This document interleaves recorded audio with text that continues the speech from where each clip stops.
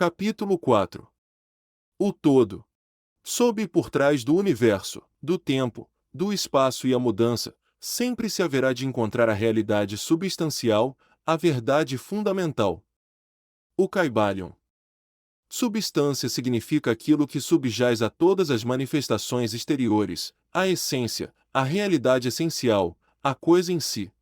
Substancial significa que tem existência concreta, que é o elemento essencial, que é real. Realidade significa o estado de ser real, verdadeiro, duradouro, válido, fixo, permanente, efetivo. Sob e por trás de todas as aparências ou manifestações exteriores, deverá sempre haver uma realidade substancial, esta é a lei. Ao considerar o universo, do qual é uma unidade, o homem nada vê além de mudanças na matéria, nas forças e nos estados mentais. Ele vê que nada realmente é, mas que todas as coisas vêm a ser e se transformam. Nada permanece em repouso, tudo nasce, cresce e morre, no instante mesmo em que uma coisa atinge seu apogeu, começa a declinar, a lei do ritmo está em constante ação, não há nenhuma realidade durável, nenhuma fixidez ou substancialidade em nada, nada é permanente, salvo a mudança. Ele vê que todas as coisas evoluem a partir de outras coisas, e adquirem outra forma, um processo constante de ação e reação, um fluxo e refluxo, criação e destruição, nascimento, crescimento e morte. Nada permanece, salvo a mudança.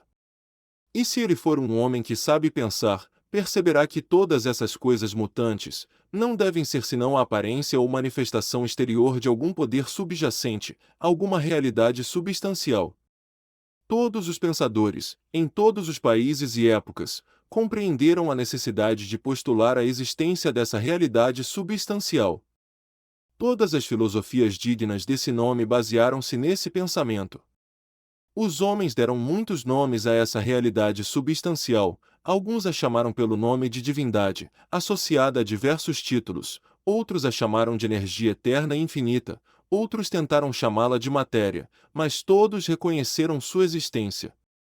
Ela é evidente por si mesma, não precisa de nenhum argumento. Nestas lições, temos seguido o exemplo de alguns dos maiores pensadores, tanto do mundo antigo como do moderno, os mestres herméticos, e temos nos referido a esse poder subjacente, essa realidade substancial como o todo, termo que nos parece ser o mais abrangente dentre os vários aplicados pelo homem, aquilo que transcende quaisquer nomes e termos. Aceitamos e ensinamos o ponto de vista dos grandes pensadores herméticos de todos os tempos, assim como o ponto de vista daquelas almas iluminadas que alcançaram os planos superiores do ser, e afirmam, todos, que a natureza interior do todo é incognoscível. E isso deve ser assim, de fato, porque nada a não ser o próprio todo, é capaz de compreender sua própria natureza e ser. Os hermetistas acreditam e ensinam que o todo, em si mesmo, é e deve ser sempre incognoscível.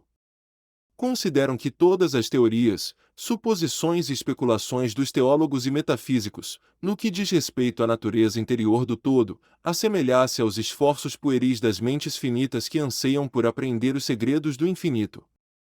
Esses esforços sempre falharam e continuarão a falhar, tendo em vista a natureza mesma da tarefa.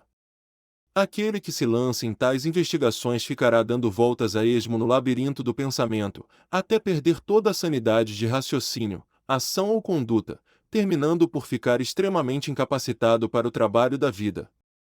É como o esquilo que corre freneticamente na roda de exercícios de sua gaiola, sem chegar a lugar algum, em outras palavras, um prisioneiro que nunca sai do seu ponto de partida. Ainda mais presunçosos são aqueles que tentam atribuir ao todo a personalidade, as qualidades, propriedades, características e atributos de si mesmos, conferindo ao todo as emoções, sentimentos e características humanas, chegando mesmo aos traços mais desprezíveis da humanidade, como o ciúme, a suscetibilidade à lisonja e ao elogio, o desejo de oferendas e adorações, e todos os outros remanescentes dos dias em que nossa raça ainda estava na infância. Essas ideias não são dignas de pessoas esclarecidas, e vêm sendo rapidamente descartadas. A esta altura, talvez seja conveniente afirmar que fazemos distinção entre religião e teologia, entre filosofia e metafísica. Para nós, A religião significa essa realização intuitiva da existência do todo, e a realização entre nós e ele, teologia, por sua vez, significa as tentativas humanas de atribuir-lhe personalidade, qualidade e características. Suas teorias relativas a seus assuntos, vontades, desejos, planos, desígnios, e sua apropriação do ofício de mediadores entre o todo e as pessoas. Filosofia significa, para nós, a pesquisa dedicada ao conhecimento das coisas cognoscíveis e pensáveis, ao passo que metafísica significa a tentativa de levar a pesquisa para muito além dos limites e das regiões incognoscíveis e impensáveis, e com a mesma tendência que a da teologia. E por conseguinte, tanto a religião como a filosofia significam para nós coisas que têm raízes na realidade, ao passo que a teologia e a metafísica parecem caniços quebradiços, enraizados nas areias movediças da ignorância, e nada mais constituem que o mais incerto apoio para a mente ou a alma do homem. Não insistiremos com os estudantes que aceitam essas definições, só as mencionamos para mostrar a posição em que nos colocamos neste assunto. Seja como for, falaremos muito pouco sobre a teologia e a metafísica. Contudo, embora a natureza essencial do todo não se dê a conhecer, há certas verdades ligadas à sua existência que a mente humana se vê obrigada a aceitar. E um exame dessas verdades constitui um tema apropriado à indagação, particularmente quando elas são compatíveis com os ditames dos iluminados nos planos superiores. Convidamos nossos leitores a fazer essas indagações. Aquilo que constitui a verdade fundamental, a realidade substancial, está muito além de uma denominação verdadeira, mas os homens esclarecidos chamam-no de o todo. O Kybalion. Em sua essência, o todo é incognoscível. O Kybalion. Contudo, os ditames da razão devem ser recebidos com hospitalidade e tratados com respeito. O Kybalion. A razão humana, cujos ditames devemos aceitar na medida em que somos dotados de pensamento, nos ensina como proceder em relação ao todo, sem, contudo, tentar remover o véu do incognoscível. O todo deve ser tudo o que realmente é. Nada pode ter existência fora do todo, pois desse modo o todo não seria o todo. 2. O todo deve ser infinito, pois nada é capaz de defini-lo, confirmá-lo, limitá-lo ou restringi-lo. Deve ser infinito no tempo, ou eterno, deve ter existido sempre continuamente, pois não existe nada que possa tê-lo criado alguma vez, e não existe nada que se possa desenvolver a partir do nada, e se tivesse, não sido alguma vez, nem mesmo por um momento, ele não seria agora, deve existir continuamente para sempre, pois não há nada capaz de destruí-lo, nem mesmo por um instante, uma vez que alguma coisa não pode nunca tornar-se nada.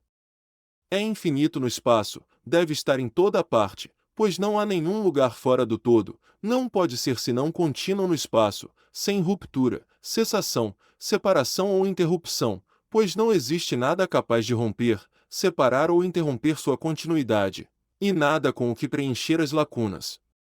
Deve ter um poder infinito, ou ser absoluto, pois não existe nada capaz de limitá-lo, restringi-lo, reprimi-lo, confiná-lo, perturbá-lo ou condicioná-lo, não está sujeito a nenhum outro poder, pois não existe nenhum outro poder. 3. O todo deve ser imutável ou não sujeito a mudança em sua natureza real, pois não há nada capaz de operar mudanças nele, nada em que ele pudesse se transformar, nem a partir do que ele pudesse ter sofrido mudanças, nada pode ser-lhe acrescentado ou subtraído, não pode tornar-se maior ou menor em nenhum aspecto. Deve ter sido sempre, e permanecer sempre exatamente como é agora, o todo, nunca houve, não há neste momento e nunca haverá nada em que possa se converter. Por ser o todo infinito, absoluto, eterno e imutável, deve certamente concluir-se que qualquer coisa finita, mutável, efêmera e condicionada não pode ser o todo. E como não existe nada fora do todo, na verdade, então todas e quaisquer coisas finitas devem ser nulas na realidade. Não se preocupem nem fiquem confusos, não estamos tentando levá-los para o campo da ciência cristã sob o disfarce da filosofia hermética. Há uma possibilidade de reconciliação desse estado de coisas aparentemente contraditório. Sejam pacientes, pois lá chegaremos no momento oportuno. Vemos ao nosso redor aquilo a que se dá o nome de matéria, que constitui o fundamento físico de todas as formas. Será o todo simplesmente matéria? Absolutamente não. A matéria não é capaz de manifestar a vida ou a mente, e uma vez que a vida e a mente se manifestam no universo, o todo não pode ser matéria, pois nada pode elevar-se acima de sua própria origem, nada jamais se manifesta como efeito que não esteja na causa, nada existe como consequência que já não seja antecedente. E a ciência moderna nos informa que, na verdade, não existe nenhuma coisa que se possa chamar de matéria. O que chamamos de matéria é simplesmente uma energia ou força interrompida, isto é, energia ou força com baixo grau de vibração. Como afirmou recentemente um autor, a matéria fundiu-se em mistério. Até a ciência materialista abandonou a teoria da matéria, e agora repousa sobre a base da energia. Então, o todo é mera energia ou força? Nem energia nem força, do modo como os materialistas usam os termos, pois sua energia e força são coisas cegas, mecânicas, privadas de vida ou mente. A vida ou a mente não pode evoluir da energia ou força cega, pela razão que demos há pouco, nada pode elevar-se acima de sua própria origem, nada evoluir que não tenha evoluído, nada jamais se manifesta como efeito que não esteja na causa. Portanto, o todo não pode ser mera energia ou força, pois se assim fosse, não haveria na existência coisas tais como vida e mente, e sabemos que não é assim, pois estamos vivos e usamos a mente para examinar essa mesma questão, do mesmo modo como estão os que afirmam que tudo é energia ou força. O que será então, superior à matéria ou energia de cuja existência temos conhecimento no universo? Vida e mente. Vida e mente em todos os seus graus variáveis de conhecimento. Então, querem nos dizer que o todo é vida e mente? Sim e não, será a nossa resposta. Se a pergunta remeter à vida e à mente do modo como nós, pobres mortais, as conhecemos, nossa resposta será: não. O todo não é isso. E então seremos questionados sobre o tipo de vida e mente que pretendemos dar a entender. A resposta será a mente vivente, tão superior a tudo que os mortais conhecem por essas palavras, como a vida e a mente são superiores às forças mecânicas, ou à matéria, mente vivente infinita, em comparação com mente e vida finitas. Referimos-nos àquilo que as almas iluminadas querem dizer quando pronunciam reverentemente a palavra espírito. O todo é mente vivente infinita, os iluminados chamam-na de espírito.